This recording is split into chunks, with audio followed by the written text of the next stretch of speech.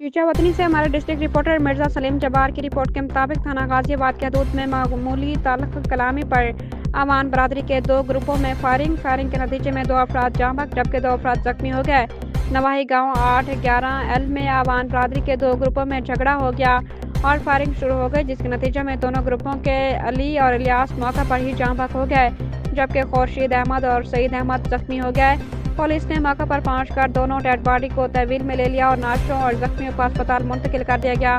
दोहरे कत्ल के वाक़े का डीपीओ साहिवाल मोहम्मद उस्मान टीपू का नोटिस, 3 मुलजमान गिरफ्तार। इब्तदाई मालूमात के मुताबिक लड़का और लड़की जो आपस में चाचा के बेटा बेटी थे, इस माह की 19 तारीख को तलाक हो गई थी, जिसके नतीजे में दोनों खानदानों के दरमियान जाती रंजिश और कशीदगी पैदा हो गई। गुज़श्ता रात दोनों फ्रीकैन का एक अजीज की शादी की तकरीब में आमना सामना हुआ, जहां उनके दरमियान ताल्लुक कलामी हुई। लड़की के अहले खाना ने मुबैना तौर पर मुखालिफ फरीक पर हमला किया।